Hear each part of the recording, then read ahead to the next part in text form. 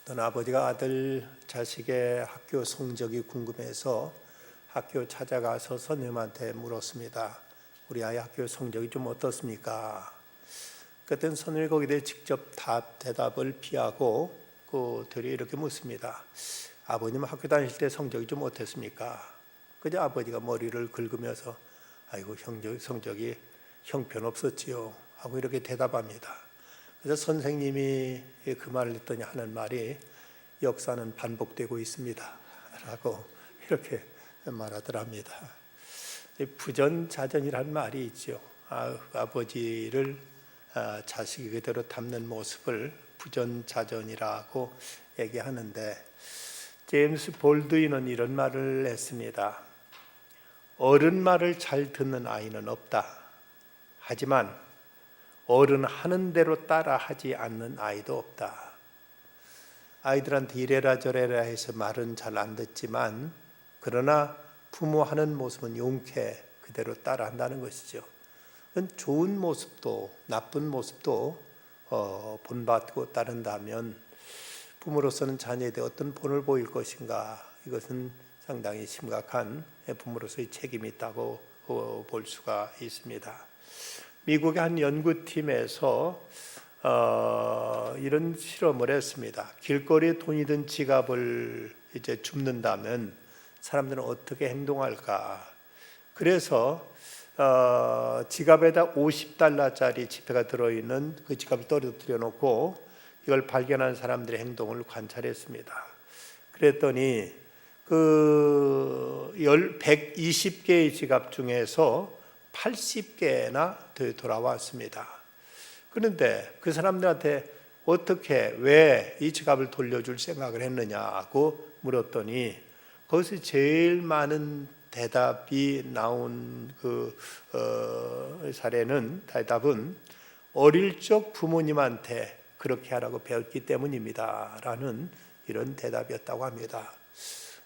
자녀들에게 타일르고 가르치는 것들이 어떻게든 아이들 마음속에 새겨지고 이것이 성년이 돼서도 그것이 그대로 준수되고 있는 이런 모습을 우리가 볼 수가 있습니다.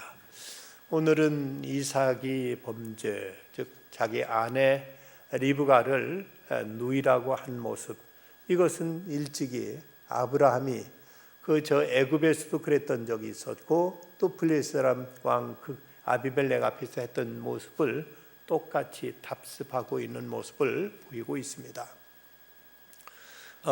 성경에 보면 어떤 사람도 우리 믿음의 조상이라고 말하는 아브라함도 그리고 이삭도 심지어 성군 다윗도 저들에게는 이런저런 허물과 실수가 다 있었습니다. 어떤 사람도 완전한 사람, 죄와 허물이 없는 사람은 한 사람도 찾아볼 수가 없습니다. 그래서 파스칼은 말하기를 나는 의인이나 성자가 존재한다는 걸 믿지 않는다. 세상에는 두 종류의 죄인이 있을 뿐이다. 그 하나는 자기 스스로 죄를 인정하는 죄인과 또 다른 한 종류는 스스로 죄가 없다고 주장하는 죄인일 뿐이다. 모두가 다 죄인이란 사실에는 이제 다름이 없는데, 한 종류는 스스로 자기 죄를 인정하는 죄인, 다른 한 종류는 자기 죄를 인정하지 않는 죄인이 있을 뿐인데, 자기 죄를 인정하고 하나님 앞에 자복하고 회개하는 자는 죄 사함을 받을 것이고 그러지 않는 사람은 그 죄가 그대로 있을 것이라고 이렇게 말한 바가 있습니다. 여러분, 20세기 성자라면 알버트 슈바이처 박사, 저 아프리카의 람바넨에 병원을 세워놓고 흑인들을 위해서 그토록 이제 의술을 베풀었던 이 알버트 슈바이처 박사를 많은 사람들이 존경하고 그야말로 참으로 성자 중에 성자라고 이렇게 추앙하고 있습니다. 그런데 그의 전기를 썼던 한 전기 작가의 기록에 의하면 슈바이처 박사에 대해서도 이런 사실을 지적하고 있습니다. 원주민과 끊임없이 불화와 갈등을 겪었으며 자기가 치료하는 환자들에게 매우 냉정했던 사람으로 그들을 무시했다. 슈바이처 박사에게도 이런 또 내면이 있었던 것입니다. 또 어린아이들의 꿈과 희망을, 즐거움을 선사했던 월트 디즈니, 그 월트 디즈니에 대해서도 달러 마크 엘리오트라는 이제 그 작가가 쓴 전기에 보면 이런 또 내용도 소개하고 있습니다. 평생을 FBI의 비밀 요원으로 지냈고 유대인들에 대한 각별한 편견을 갖고 반유대주의 운동을 벌였으며 철저한 알코올 중독자로서 밤을 지새우면서 괴로워했던 사람이었다. 이처럼 아이들에게 꿈과 희망과 즐거움을 주었던 그 어린이 동산을 만들었던 월트 디즈니에게도 이런 또 어두운 면이 있었던 것을 또 작가는 지적하고 있습니다. 이걸 보면 어떤 사람도 세상에 완전한 사람 없어서 성경은 의인은 없나니 하나도 없다는 말씀대로 누구나 다 이런저런 허물과 죄를 안고 살아가고 있음을 성경은 지적하고 있습니다. 오늘 본문에 보면 바로 이제 이삭의 그의 허물과 잘못이 나타나 있습니다. 본문 6절과 7절 보면 이삭이 그랄에 거주하였더니 그곳 사람들이 그의 아내에 대하여 물으매 그가 말하기를 그는 내 누이라 하였으니 리브가는 보기 아리따움으로 그곳 백성 리브가로 말미암아 자기를 죽일까 하여 그는 내 아내라 하기를 두려워함이었더라고 이렇게 말하고 있습니다. 일찍이 아브라함이 그러했던 것처럼 이삭도 아브라함과 똑같이 자기 아내 리브가를 누이라고 이렇게 이제 사람들에게 말한 것입니다. 그런데 이제 어찌 보면 리브가는 그에게 오촌 조카뻘 되는 이런 이제 관계인데 그런 면에서 누이라는 표현이 전혀 이제 틀렸다고 말하기는 그렇습니다만은 그런 엄연히 하나님께 맺어주신 부부의 관계라면 저들은 어떤 경우에도 이 부부란 사실이 저들에게 우선적인 관계지 누이라든지 조카라든지 이런 존수는 그들에게 이제 이것은 저 멀리 있는 그것은 이제 결국 중요하지 않은 현재 저들은 부부로 살고 있었기에 마땅히 부부라고 해야만 될 위치에 있었습니다. 그런데 그럼에도 불구하고 자기 혹시 아내로 인해서 자기가 사람들한테 해코지를 당하고 혹시 죽임을 당할까 해서 자기 아내를 누이라고 이렇게 한 모습은 어쩌면 아브라함이 한 그대로 판박이 그대로 똑같이 같은 잘못을 이제 반복하고 있는 것입니다. 누이를 아내라고 했던 아브라함의 경우도 이제 그 사라와 그 이제 온의 관계, 물론 이제 배달은 이제 온의 관계였습니다만은 그러나 어쨌든 이제 그럼에도 저들은 부부로 살았기 때문에 부부 관계인데 이것을 부부란 사실을 숨기고 그냥 온의라고 이렇게 말하는 것은 엄연한 거짓말일 수밖에 없습니다. 어느 목장에서 목장 주인이 그 목동들에게 우유통에다가 이제 우유에다가 물을 섞어서 이것을 이제 내다 팔곤 했는데 그런데 이제 그 목동들한테 이르기를 먼저 물을 넣고 그리고 거기다 우유를 부으라고 이렇게 얘기를 했습니다. 그런데 이제 또 다른 어떤 목동은 그냥 우유를 넣고 거기다 물을 타니까 자 이놈아 내가 물을 넣고 거기다 우유를 타라고 했지 왜 우유에다 물을 타느냐 하고 이게 이제 나무라는 겁니다. 아니 그게 그것 아닙니까? 우유에다 물을 타나 물에다 우유를 타나 그게 그건 아닙니까? 하니까 야 이놈아 사람들이 뭐라고 하겠냐? 물에다 우유 타지 않았냐? 우유에다 물 타지 않았느냐고 사람들이 묻지. 어떤 사람들이 물에다 우유 타느냐 묻겠느냐? 사람들이 우유에다 물 타느냐고 물으면 아니라고 대답하면 되는데 그런데 너는 왜 이렇게 어리석게도 이제 우유에다 물을 타느냐? 물에다 우유를 타야 되지 않느냐? 하고 이렇게 이제 야단을 쳤다는 것이죠. 다 같은 짓임에도 불구하고 이렇게 말장난하듯이 순서만 바꾼 것을 가지고 거짓말이 아닌 것처럼 꾸미는 이 모습처럼 아브라함과 또 이삭 저들은 아내를 두고도 엄연히 아내를 향해서도 아내라고 말하지 않고 이제 그 누이라고 이렇게 둘러대고 있었던 것입니다.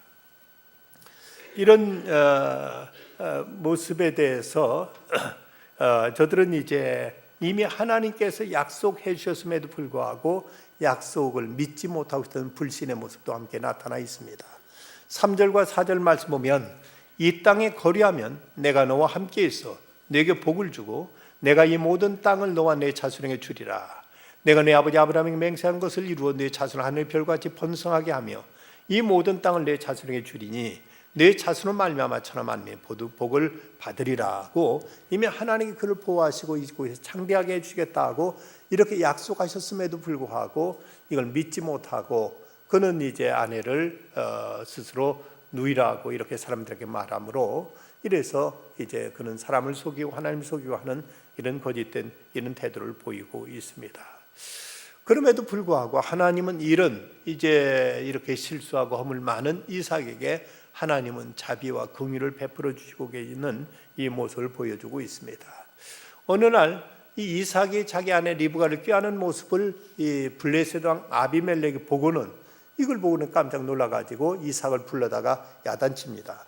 너는 네 아내를 왜 누이라고 이제 했느냐 하고 이렇게 따지니까 혹시 내 아내로 인해서 내가 사람들한테 죽임을 당할까 두려워서 그랬다 하고 이렇게 말했습니다. 그러니까 하마터면 이곳 백성들이 네 아내를 취할 뻔했구나. 그랬더라면 우리로 하여금 범죄케 해서 이제 허물을 어떻게 할 뻔하지 않았느냐. 그리고 나서는 백성들에게 명령해 가지고 누구든지 이삭의 아내 리브가를 범하는 자는 죽임을 당할 것이다 하고 이제 이 아비멜렉이 이삭의 아내 리브가가 이삭의 아내임을 이제 사람들에게 공포하면서 그러면서 누구도 그에게 손대지 못하도록 이렇게 명령함으로 이 아비멜렉을 통해서 이제 아내 리브가를 지켜주시는 그 하나님의 섭리가 여기 나타나 있는 모습을 보여주고 있습니다.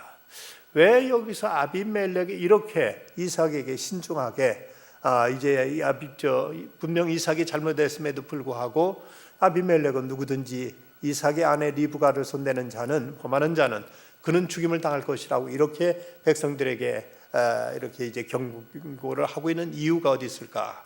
어쩌면 그것은 이전에 이미 창세기 20장에 나타난 대로 거기서 아브라함의 아내 사라를 취하려 했다가 그때 이제 하나님께로부터 야단 맞았다. 하나님 앞에 큰 이제 하마터면 큰 벌을 받을 뻔했던 그런 이제 경험이 있었기 때문에 다시 그때를 경험하고 기억하면서 다시 이런 일이 이제 재발되지 않도록 백성들에게 단단히 일러서 리브가에 대해서 누구도 손대지 못하도록 이렇게 조치를 취한 것으로 보여집니다. 이처럼 하나님은 분명 이삭이 잘못했음에도 불구하고 이제 하나님은 아비멜렉을 통해서 그 아내를 보호해주고 그리고 누구도 그에게 손대지 못하도록 이렇게 하나님의 조치를 취해 주십니다. 뿐만 아니라 12절 말씀 보면 이삭이 그 땅에 농사하여 그 해에 100배나 얻었고 여호와께 복을 주심으로 그 사람이 창대하고 왕성하여 마침내 거부가 되었더라고 이제 말씀하고 있습니다. 이렇게 잘못해서 하나님 뭔가 좀 그를 이제 징계하고 벌을 줘서 따끔하게 좀 혼을 내줘야 될 터인데 하나님은 어쩐지 이런 그 리브가를 보호해 주셨을 뿐만 아니라 그뿐만 아니라 이삭으로 농사 졌을 때 한 해 100배를 거두게 하셨다고 이렇게 말씀하고 있습니다. 한 해 100배를 거뒀다면 이건 대단한 것이죠. 여러분 그 농사지어서 100배를 거두는 경우가 그렇게 흔하지는 않습니다. 물론 이 곡식에 따라서 여러 가지 다 다르긴 합니다만은 벼의 경우는 이삭 하나에 나달에 몇 개나 될까? 어떤 사람이 헤아려 봤더니 167개가 맺혔더라. 이런 경우는 산술적으로는 167배라고 말할 수 있지만 그러나 모든 곡식이 다 제대로 이제 싹이 나는 것도 아니고 또 어떤 것은 쭉정이도 있고 어떤 것은 제대로 자라지 못하는 것도 있기 때문에 평균적으로 100배가 다 그대로 거두기는 쉽지 않습니다. 어쩌면 제일 그 수확량이 많지 않은 것은 마늘이 아닐까 생각되는데 마늘은 6배밖에 못 거두죠. 6쪽 마늘. 한쪽을 거두면 6쪽이 되는 한 통이 생기니까 마늘은 이제 6배밖에 못 거둘 것 같은데 어쨌든 이 100배를 거뒀다면 이건 대단한 겁니다. 100배나 거뒀고 그리고 이제 그 거부가 되었다고 이렇게 말씀하고 있습니다. 이런 모습에 대해서 로마서 5장에 보면 이런 말씀이 나옵니다. 율법이 들어온 것은 범죄를 더하게 하려 함이라. 그러나 죄가 더한 곳에 은혜가 더욱 넘쳤나니 죄가 더한 곳에 은혜가 넘쳤다. 인간의 범죄, 인간의 약함 속에 하나님은 자비와 긍휼을 베푸셔서 이런 곳 하나님께서 더 은혜를 베푸셨다고 이렇게 말하고 있습니다. 그러니까 그러면은 우리가 그 은혜를 더 받게 하려고 우리가 우리가 죄에 거해야 되겠느냐 하는 이런 문제가 제기될 수 있는 것에 대해서 다시 사도 바울은 와서 6장에서 그런즉 우리가 무슨 말을 하리요? 은혜를 더하게 하려고 죄에 거하겠느냐? 그럴 수 없느니라. 죄에 대하여 죽은 우리가 어찌 그 가운데 더 살리요라고 이렇게 여기에 대해서도 이제 못 받고 있는 것을 볼 수가 있습니다. 많은 경우 인간 사회에 있어서는 어떤 질서를 위해서 법이 필요하고 어떤 규정이 필요로 합니다. 그래서 어떤 잘잘못을 가리고 따지고 여기에 대해서 엄격하게 어떤 처벌을 하는 것이 어떤 이제 법과 질서를 세우는 것이라고 생각합니다. 그러나 하나님의 법은 꼭 그렇지만은 않습니다. 하나님께서는 만약 우리가 행한 대로 범한 대로 모두 다 그때그때 벌하신다면 과연 그 하나님 앞에 살아남을 자가 어디가 있겠는가? 우리는 하나님은 때로는 공의의 하나님이지만 그러나 하나님은 자비와 긍휼의 하나님이시기 때문에 때로 우리 허물과 우리들의 죄에도 불구하고 우리를 자비하심으로 당신의 긍휼로 우리를 감싸주시고 우리를 덮어주시는 이런 일들을 우리가 성경 여러 곳에서 찾아볼 수가 있습니다. 베드로가 예수님을 모른다고 3번이나 부인했고 그리고 부활하신 예수님을 목격하고도 나는 물고기 잡으러 가노라 하고 갈릴리 바다로 가버렸을 때 그때 밤새껏 그물을 던졌지만 한 마리 물고기도 잡지 못하고 그에게 찾아오셔서 애들아 너에게 고기가 있느냐고 말씀하시고 그리고는 그물을 배 오른쪽에 던지라고 말씀하셔서 이제 153마리의 커다란 물고기 잡게 하셨을 뿐만 아니라 이리 와서 조반 먹으라고 불까지 펴놓으시고 저들을 이제 아침 시장 한가운데 먹을 것까지 준비해 주신 예수님의 이 자비, 예수님의 긍휼로 인해서 베드로는 완전히 변화되는 그 모습을 보여주고 있습니다. 미국의 유명한 아이언사이드 목사님이 한번 교회에서 회의를 하는데 한 청년이 손을 번쩍 들더니 하는 소리가 목사님 법대로 합시다 법대로 하고 소리를 지르더랍니다. 그러자 아이언사이드 목사님이 여보게 앉게 하고 그를 향해서 앉힌 다음에 하신 말씀이 여보게 젊은이 하나님이 그대를 법대로 다루셨다면 자넨 지금쯤 지옥에 가 있어야 마땅할 걸세. 법이 중요하지만 법이 능사만은 아닙니다. 법대로 하나님께 우리를 대하셨다면 그 누구도 하나님 앞에 살아남을 자가 없습니다.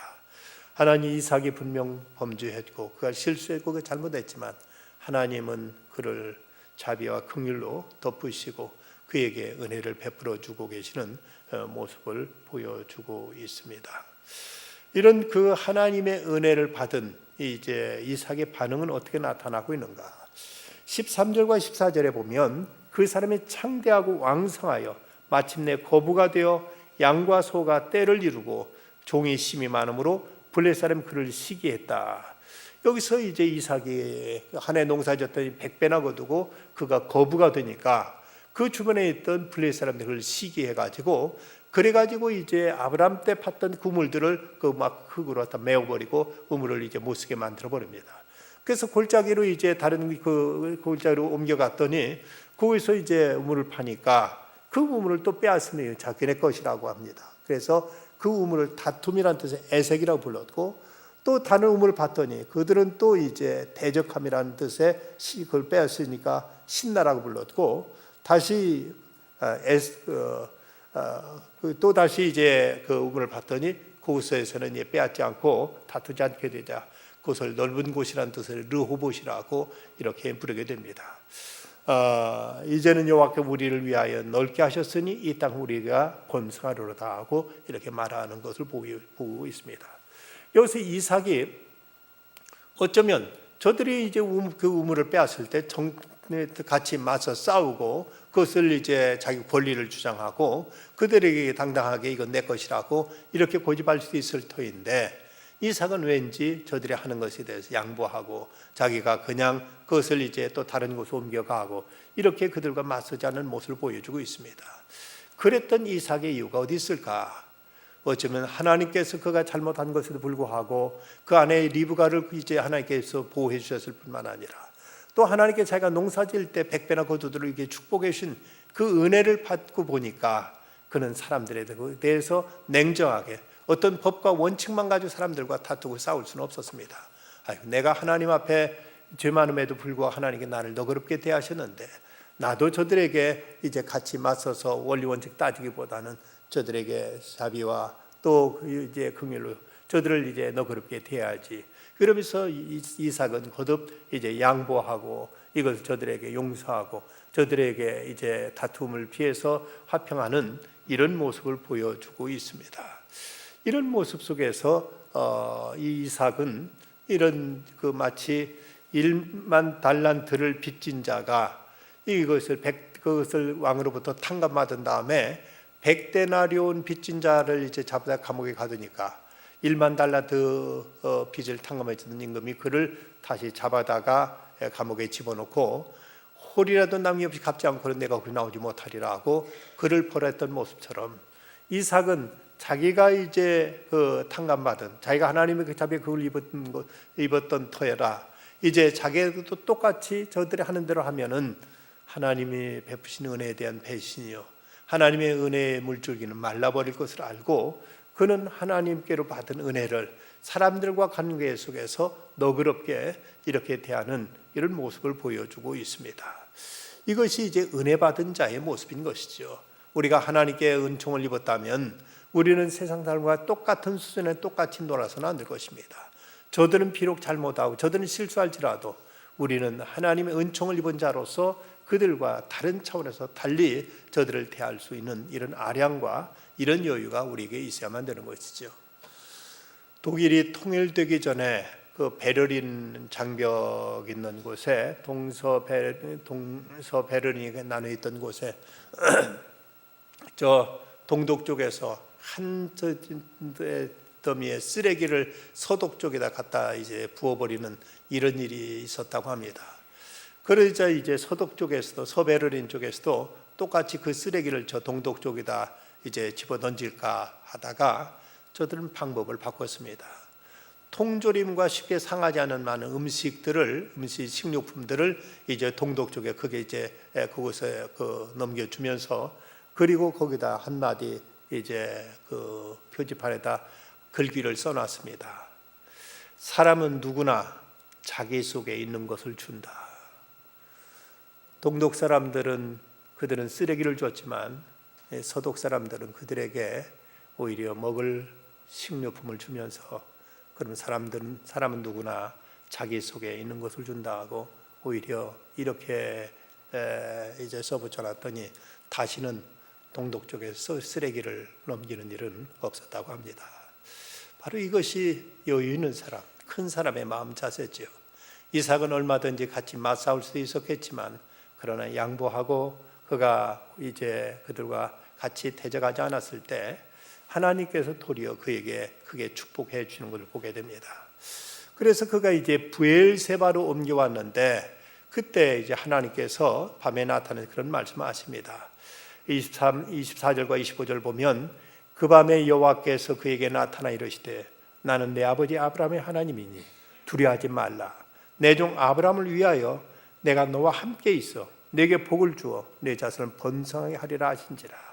이삭이 그곳에 제단을 쌓고 여호와의 이름을 부르며 거기 장막을 쳤더니 이삭의 종들이 거기서 우물을 받더라. 이제 브엘세바로 옮겨왔을 때 하나님께서 그에게 다시 한번 축복해 주시고 다시 한번 하나님께서 약속해 주십니다. 하나님께서 이곳에서 그에게 두 가지 축복해 주는데 첫째 원수와 화목해 하시는 축복이었습니다. 이어지는 말씀 26절로 28절 말씀 보면 아비멜렉 그 친구 아우삿과 군대장관 비골과 더불어 그랄에서부터 이삭에게 온지라. 이삭이 그들에게 이르되 너희가 나를 미워하여 나에게 너희를 떠나가게 하였거늘 어째 내게 왔느냐. 그들이 이르되 여호와께서 너와 함께 계심을 우리가 분명히 보았으므로 우리의 사이 곧 우리와 너 사이 맹세하여 너와 계약을 맺으리라 말하였노라. 여기서 이제 왜 왔느냐 하고 이제 물어보니까 이제 대답한 말이 하나님 분명 너와 함께 하심을 우리가 보았노라. 저들이 하나님 함께 하심을 보았다는 건 어떤 모습을 통해 보았을까? 이렇게 시비 걸고 뺏고 하는데도 거듭 양보하고 아량과 포용으로 대하는 모습을 저 사람 진짜 믿는 사람이구나. 저 사람 진짜 참으로 하나님의 사람이구나 하는 이 모습을 저들이 보고 이제 이 아비멜렉과 그 군대장관 비골이 와서는 화해를 요청하는 이런 모습을 보여주고 있습니다. 우리가 어떻게 하나님이 우리와 함께 하심을 보일 수 있는 길은 무엇일까? 세상 사람과 똑같은 방식으로 똑같은 태도로 행하게 된다면 저들은 이제 전혀 믿는 사람이 저들과 다름이 없음을 깨닫게 될 것입니다. 그러나 때로 억울한 중에도, 때로는 부당한 가운데서 참고 용납하고, 때로는 관용으로, 때로 참된 이제 아량과 포용으로 대하는 이 모습 속에서 저는 하나님이 함께 하심을 보았노라 하는 이 고백이 저들 가운데 나오게 될 것입니다. 잠언 16장 7절 말씀 보면 사람의 행위가 여호와를 기쁘시게 하면 그 사람은 원수라도 그와 더불어 화목하게 하시느니라고 말씀하고 있습니다. 하나님을 기쁘시게 하면 원수라도 화목해 하신다.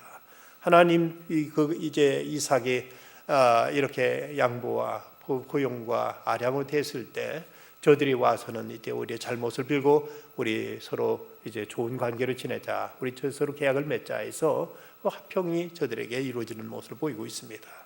그럼 하나님께서 저에게 우물을 또 축복을 주십니다. 32절 33절 말씀, 그날에 이삭의 종들이 자기들이 판 우물에 대하여 이삭에게 와서 알려 이르되 우리가 물을 얻었나이다 하며 그가 그 이름을 세바라 한지라. 그러면 그 성 이름을 오늘까지 부엘세바더라. 부엘세바라는 지명, 부엘은 우물이고 세바는 맹세 혹은 언약을 뜻하는데, 그래서 부엘세바라는 이제 이름이 여기 생겨나게 되고 그곳에 이제 우물이 이제 우물물이 샘솟게 됩니다. 이 이스라엘 남부 지역, 이곳은 사막지대인데 그곳에서 우물을 얻음으로 또 새로운 삶의 기반이 닦아지고 그곳에서 이제 농사도 지을 수 있게 되고 또 목축업도 할 수 있는 이런 기반이 마련될 수 있었던 것, 이것도 바로 하나님이 저에게 우물을 주심으로 이래서 이제 이곳에 새로운 삶의 기반이 닦아질 수가 있었던 것입니다. 이삭이는 하나님의 축복을 받게 된 그 이유가 뭘까? 이것도 우리 성도들이, 우리 믿는 사람, 하나님의 자녀들에게 하나님 베푸시는 은혜와 축복의 이유들은 무엇일까? 그 중에 하나는 하나님의 그 절대적인 주권으로 하나님께 복을 주시고 복을 주시고 은혜 베풀 자에게 은혜를 베푸시는 이런 일들이 있습니다.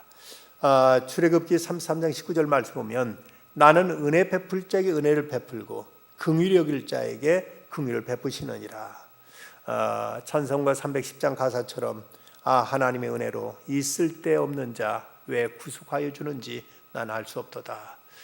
아무런 이유도 조건도 없는데 하나님께서 그저 우리에게 당신의 주권으로 우리에게 은혜와 사비와 은총을 베풀으신 경우가 있습니다. 그런가 또 어떤 경우는 부모의 믿음 아니면 다른 사람의 중보 덕에 하나님의 은혜와 축복을 받는 경우가 있습니다. 본문 24절 말씀에도 보면 그 밤에 여호와께서 그에게 나타내실 때 나는 내 아버지 아브라함의 하나님이니 두려워하지 말라. 내 종 아브라함을 위하여 내가 너와 함께 있어 내게 복을 주어 내 자손을 번성하게 하리라 하신지라. 내 종 아브라함을 위하여 내가 너와 함께 있어 너를 번성하게 하리라 하고 말씀하십니다. 부모의 믿음으로 인해서 자식이 복받는 경우가 분명히 있습니다. 다른 사람의 중보로 인해서 다른 사람이 하나님 앞에 그를 위해서 복을 빌고 그를 위해 기도한 덕분에 그가 잘 되는 경우들도 있는데, 이삭은 특별히 뭘 잘했다는 것 찾기 어렵지만 그럼에도 불구하고 아버지 아브라함을 위하여 하나님께서 이삭과 함께 계시고 그를 번성하게 하겠다고 이렇게 말씀하신 내용이 여기에 해당될 수 있을 것입니다. 그런가 하면 또 본인이 하나님 앞에 복받을 짓을 해서 복받는 경우도 있습니다. 자, 그렇다면 이삭이 하나님 앞에 잘한 건 무엇이 있을까? 그것은 하나님 말씀에 순종한 모습을 우리가 보여주고 있습니다. 본문에 보면 1절서부터 말씀 보면 아브람 때 첫 흉년이 들었더니 그때 또 흉년이 들어 이삭이 그랄로 가서 블레셋 왕 아비멜렉이 이르렀더니 여호와께 이삭에 나타나 이르시되 애굽으로 내려가지 말고 내가 내게 지시하는 땅에 거주하라. 이 땅에 거주하면 내가 너와 함께해서 내게 복을 주고 내가 이 모든 땅을 너와 내 자손에 주리라. 내가 내 아버지와 아브라함을 맹세한 것을 이루어 내 자손을 하늘의 별과 같이 번성하게 하며 이 모든 땅을 내 자손에게 주리니 내 자손으로 말미암아 천하 만민이 복을 받으리라. 그곳 그랄 땅에 이제 흉년이 듭니다. 가뭄이 들어서 농사를 도저히 지을 수 없게 됩니다. 그런데 옛날 아브라함도 그랬던 적이 있었는데 그때 아브라함 애굽으로 이제 피난 갔습니다. 그 때문에 이제 아브라함이 또 아내를 뺏길 뻔했던 적이 있었습니다만은 그런데 하나님께서 이번 이삭에게는 애굽으로 내려가지 말라고 말씀하십니다. 그럼 내가 내게 복을 주겠다고 약속하셨습니다. 그랬더니 이삭은 이제 하나님 말씀에 순종합니다. 6절 말씀, 이삭이 그랄에 거주하였더니 하나님께서 명하신 대로 그는 이제 애굽에 내려가지 않고 그랄 지방에 그대로 거주하였더니 하나님께 그의 순종함을 보시고 하나님께 그에게 귀한 축복을 베풀어 주시는 모습을 보여주고 있습니다. 이삭은 사람을 두려워하기도 했고, 그래서 사람들 앞에 자기 아내를 누이라고도 했고, 약한 점들이 있었습니다. 그럼에도 불구하고 그는 하나님 말씀에 또 순종하는 이런 아름다운 모습이 그에게 있었던 것입니다. 그 모습을 보시고 하나님께서 그가 실수한 것도, 그가 잘못한 것도 덮어주시고 그에게 은혜와 자비를 베풀어 주시는 모습을 보여주고 있습니다. 4절로부터 5절 말씀, 내 자손을 하늘의 별과 같이 번성하게 하며 이 모든 땅을 내 자손에 주리니 내 자손을 말미암아 천하 만민이 복을 받으리라. 이는 아브라함 내 말을 순종한 내 명령과 내 계명과 내 율례와 내 법도를 지켰음이라 하시니라. 악성 빈혈로 고생하던 한 직장 처녀가 있었습니다. 담당 의사가 무려 반년 6개월 동안이나 정성을 쏟았지만 치료 효과는 전혀 없었고 의사는 입원 치료를 할 수밖에 없다고 단정 지었습니다. 그런데 일주일 후에 그 여자가 나타났는데 이 중증의 빈혈 환자로는 도무지 믿을 수 없는 혈색이 아주 좋아져서 병가 허락서를 가지고 왔습니다. 그 허가서에 보니까 회사 의무관에 이런 소견서가 첨부되어 있었습니다. 환자의 빈혈 여부를 확인하기 위해서 제가 실시한 혈액 검사에서는 완전히 정상으로 나타났음. 그러나 담당 의사의 뜻을 존중하는 의미에서 병가를 얻어보내니 선처바람. 의사는 그 환자가 그렇게 갑자기 이제 좋아진 이유를 알 수 없어서 무엇에 홀리냐 멍해가지고 그 환자한테 물었습니다. 무슨 일이 있었느냐? 그랬더니 그 환자가 하는 말이, 제가 한없이 증오하던 사람이 있었습니다. 저는 도저히 그를 용서할 수 없었으나 성령께서 제가 그를 용서하라고 말씀하셨습니다. 며칠 전 저는 그를 용서해 주었습니다. 그런데 바로 그때부터 제 기분이 좋아지고 삶에 긍정적인 욕망이 생겼습니다. 이 이야기는 유명한 그 정신과 의사 볼 드루니에가 쓴 어느 의사의 임상기록이라는 책에 나오는 그 체험담입니다. 하나님께서 용서하라고 말씀하시는 그 말씀을 순종하더니 그랬더니 갑자기 그 악성 빈혈이 금세 정상으로 회복되었더라는 이야기입니다. 하나님께 순종하면 하나님께 그 다음 그 결과를 책임지시고 하나님께서 우리에게 자비와 또 은총으로 우리를 감싸 주시는 것입니다. 우리도 살다 보면 얼마나 실수가 많고 우리가 또 잘못을 범할 때가 많습니까? 그럼에도 불구하고 하나님은 우리들의 그 한 번의 실수로 인해서 우리에게 앙심을 품으시는 하나님이 아니십니다. 하나님은 우리가 회개할 때 또 하나님 말씀에 순종할 때 우리를 너그러이 감싸주시고 받아주시고 다 회복시켜 주시고 우리에게 자비와 긍휼을 더해 주십니다. 비록 이삭은 그렇게 강한 어떤 이제 의지적인 인물은 못 됩니다. 그렇지만 그는 약한 중에도 말씀에 순종해 나갔을 때 하나님께 그를 또 믿음의 조상으로 세우시고 그에게 하나님께서는 더 큰 자비와 은총과 축복으로 갚아주시는 모습을 보여주고 있습니다. 때로 우리에게도 이런저런 허물과 실수가 있을지라도 하나님의 은혜의 끝만은 놓지 않고 늘 주님을 찾고 의지할 때 주님은 우리를 다시 회복시키시고 우리를 다시 세워주시며 우리에게 더 큰 긍휼과 자비와 은총과 사랑과 축복으로 갚아주시는 하나님의 그 귀하신 은혜의 섭리가 바로 이삭을 통해서 우리에게 계시되고 있습니다. 우리 약한 것들, 부족한 것들, 그 있는 모습 그대로 주님 앞에 내놓고 주 앞에 나가는 중에 하나님께 다시 우리를 세워주시고 또 다시 우리를 은혜로 감싸주시는 그 은총 안에서 다시 힘있게 일어서서 앞을 향해 전진해 나가는 우리들 믿음의 발걸음이 되어야 되겠습니다. 기도하십시다. 걸어가신 아버지 하나님, 이 밤도 주님 앞에 나왔습니다. 비 오고 굳은 날씨지만 그래도 주님 앞에 나오는 걸 주께서 기뻐하실 줄 믿어서 찾아놓은 발걸음들 기억하여 주시옵소서.